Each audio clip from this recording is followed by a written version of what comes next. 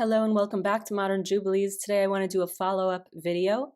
In the last video, we looked at the three oaths in detail. What do the three oaths contain? Where do Orthodox, quote-unquote, Jews who claim to be anti-Zionist get their authority from? And what we learned from the last video is that they don't have any authority.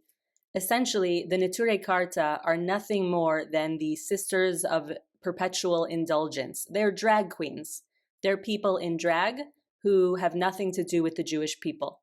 They have nothing to do with any other Hasidic community, any other Orthodox community, any other Jewish community. They have been cut off from the Jewish people a long time ago because of their perverted ideas. It's possible that the Iranian regime got to them and maybe had something on them, but certainly what they believe has nothing to do with Judaism and certainly nothing to do with Orthodox Judaism. So as we reviewed, their idea of the three oaths comes from a small conversation within the Talmud where it's discussing how important it is to live in Israel and to move to Israel. The rabbi who brings up this idea that one cannot go to Israel is entirely laughed at. First, he brings a quote to support his claim from Jeremiah, but it's extremely clear from the quote right before it that this quote is only referring to temple vessels, and it has nothing to do with people being allowed to move to Israel. If that's not enough for you, his own students and brother moved to Israel and leave him. So he's left alone with his ideas of not moving to Israel. But all of the Jewish law, traditions, prayers, have to do with the importance of living in Israel. It's only this one guy, a very specific Rav Yehuda inside of the Talmud, who is saying that, no, you can't move to Israel because of these three oaths. Now, where does he get these three oaths? He brings the Song of Songs. Song of Songs is Shir Hashirim, Asher Lishlomo. King Solomon writes this Song of Song. It is a poem. It is a love story. Traditionally, you can also read this love story as not only being between a man and a woman, but also being between God and the nation of Israel. And some also can read it as being between the nation of Israel and the land of Israel. Because, yes, Israelites and Jews genuinely love the land of Israel, but that's just another reason why the Neturei Karta and arguably also the Satmar Hassidim should be entirely cut off from the Jewish people, laughed at, and made clear that they're not actually Jewish, they're not actually Orthodox Jewish. You can't hold on to this very, very stupid idea and pretend to be a Jew and pretend to be a scholar and pretend to be a student of the Talmud because you're not worthy of any of those things, and so you lose the right. Genuinely, Satmar should not be married and should be really excommunicated from the Jewish people because they're siding with Neturei Karta. However much they want to say that they're separate from Neturei Karta, you can't. You're in bed with them. They're your only brothers in this weird thing you guys have going on. Satmar and Neturei Karta need to be called out for being anti-Jewish and for going against halacha and going against Torah tradition. So this Rav Yehuda in the time of the Talmud is quoting Song of Songs from King Solomon 1,500 years earlier to say, hey, maybe this means I don't have to move to Israel and I shouldn't move to Israel. But the quotes have nothing to do with Israel. This is his idea dressing on to the Song of Songs. And what is this quote from the Song of Songs? It's about waiting for love to burst forth. And so now we're going to switch gears and say, let's pretend that these three oaths were a real thing. Let's pretend for 5 seconds. Okay, so now we have these three oaths. Now, the second one I'll start with because it actually has validity. The second one is that we need to do according to the laws of the land where we live. Dina kemalchuta dina. This is a true oath. And so this is how, by the way, people who are trying to sell you falsehoods and false idols, this is how they work. They make a sandwich and they put in there a little bit of truth and then they pretend that the whole thing is this beautiful sandwich when it's not at all. So number two, I'm going to start with because that's the only true one. Yes, you follow the laws of the land. That's dina kemalchuta dina. That is an established thing. That's real. The third one I'll go to now is that, oh, the people of the world shouldn't persecute the Jews too harshly. As we said in the last video, This has nothing to do with God. This has nothing to do with the divine voice of the Lord or prophecy or anything like that, because God never speaks that way ever. God is black and white. God has laws. God has rules. God makes clear what he wants in the Bible, in the prophecies. Sometimes the prophecies aren't so clear, but in the Bible, it's extremely clear. And in the books of law, it's extremely clear, which is why in the books of law, like the Mishnah, like the Mishnah Torah of the Rambam, and like the Shulchan Aruch, you never have a ruling that says you can't move to Israel until X time. And that's another thing. They don't even have the X time. Okay, so let's get there. So number 3 we're saying is, the nations of the world have to be sort of not too harsh on Israel. Okay, that has nothing to do with the word of God. God doesn't speak that way. That is one man's idea. Rav Yehuda, who doesn't want to move to Israel, while his students and his brother are moving to Israel and leaving him. Okay, so that's number 3. Now let's get to number 1, the meat. Number 1, the meat says, of these 3 oaths, says, don't move to Israel as a wall. The Jewish people shouldn't move to Israel as a wall, but that's it. That's the whole oath. Rashi says, as a wall means with strength, and anyone with a brain knows with a wall means with strength. But this oath is already null and void for multiple reasons, and we're going to go through it, because this is the reason why not only Neturei Karta are drag queens and Iranian assets that are just dressing up, like they're just a prop. They don't have real thoughts. Like if you try to speak to them, they're sort of like autistic. They are really, really messed up people, and nobody in the Orthodox world, nobody in the Jewish world accepts them, literally nobody, so they're just enemies. And then you have Satmar Hassidim, who are pretending to be Hasidim, but really are holding on to entire falsehoods, and so they need to be ostracized as well. They need to be not married into as well. They need to be cut off and told that you now have karet, I'm sorry, but you're not considered Jewish anymore, because if you want to create this division within the nation of Israel, which needs unity in order to live, the destruction of the temple comes from this baseless hatred, and that's all this is. There is zero halachic mind. There is zero Talmudic mind. No serious scholar can believe this rubbish. So let's go why Satmar Hassidim are making a fool of themselves and making a fool of the Hasidut that they carry the name of. They pretend to be Hasidim, but they have nothing to do with Hasidut. Satmar and people like Neturei Karta who want to pretend that this first oath still applies are a joke. Let's go through exactly why. Now, first of all, we have Rav Chaim Vital. Everyone accepts Rav Chaim Vital. He was the very famous student of the Arizal, and the Arizal and Rav Chaim Vital are universally accepted. You can't be a chassid and pretend that you're not going to go according to Rav Chaim Vital.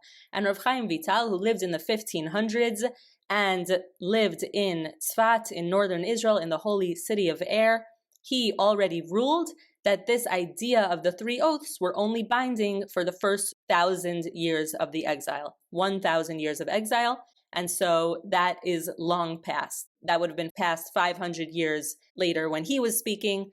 Basically, the first 1,000 of years of exile, and the exile began in the year 70 CE when the Roman siege of Jerusalem killed 1.1 million people, according to Josephus, and took many as slaves and moved them to Babylon and many other places. Chaim Vital is saying this only applied for the first 1,000 years. Chaim Vital is saying these 3 oaths do not apply anymore. So again, you can't be an Orthodox Jew and say, I'm just not going to hold by Chaim Vital. No. Now, second reason why these people are a joke, and not only can Neturei Karta be compared to the Sisters of Perpetual Indulgence, but also Satmar Hassidim can be, unless they very quickly come to brains and have a mind already, because honestly, anyone with a brain can see very clearly that this is a joke and that this is only used by enemies of Israel. And again, if Satmar Hassidim want to declare themselves enemies of Israel, then all the Orthodox Jews need to declare the Satmar enemies of Israel. That's how this has to work, because the nation of Israel must be united in order to be strong. You want to say you don't have to go to the army because it's so important to learn Torah. Not only is it important to learn Torah, it's more important that the nation be united. If you want to spread hatred throughout the land of Israel and throughout the Jewish world, you deserve karet. You are cut off from the Jewish people. No one should marry you. No one should take you seriously. You do not know Talmud. You do not know Torah, and you do not know God whatsoever. So if you want to say that the three oaths do hold, and you don't want to hold by Rav Chaim Vital, and you want to say that this oath that you can't go up as a wall still holds, then all the more so anyway, doesn't matter. That's not what happened in 1948. In 1948, God himself pushes all of the Israelites out of Europe as refugees. Those who survive, only 1/3 of European Jewry survives the Holocaust, and they are pushed out.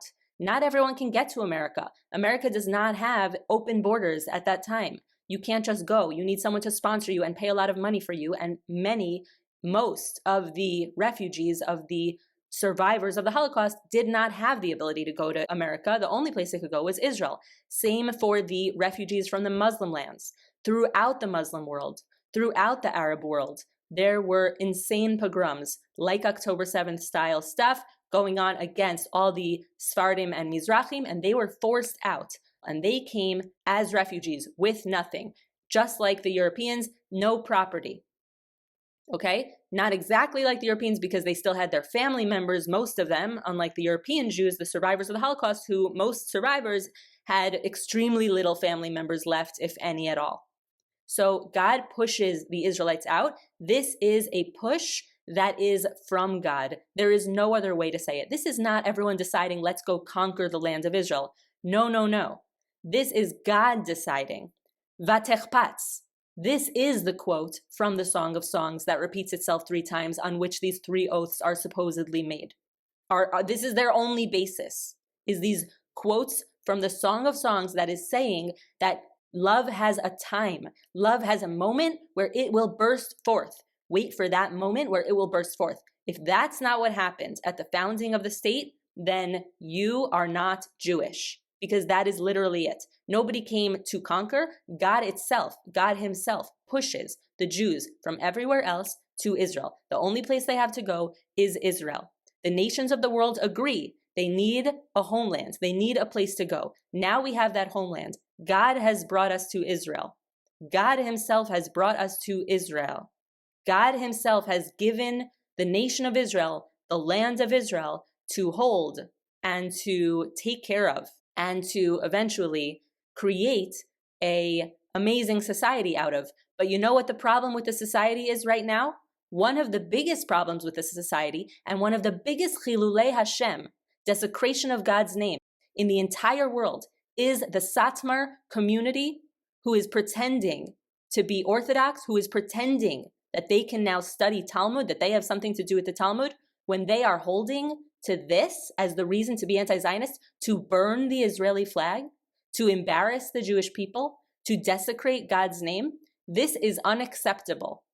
And if we, as the Jewish people, cannot agree on this, we can't agree on anything, and we have no claim to life at all. Why should we live? No, it's ridiculous.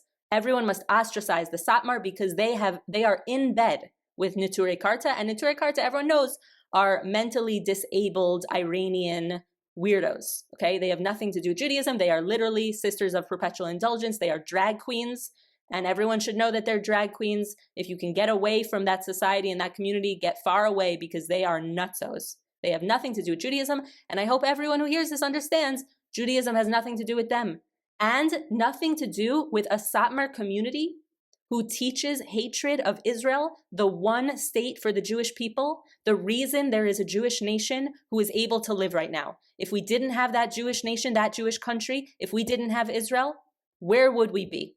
We'd be mostly dead, and still scattered and miserable. These 3 oaths are null and void according to Rav Chaim Vital, and because it has nothing to do with anything anymore, and it was a fringe, stupid idea as it is. You can't take from Song of Songs a poem about love from King Solomon.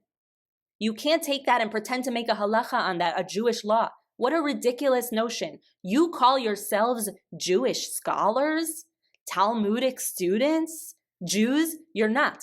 You're not if you're anti-Zionist. You're not if you're anti-Israel. You're not if you're anti the rest of the community. Because you know what? The secular Jews need you.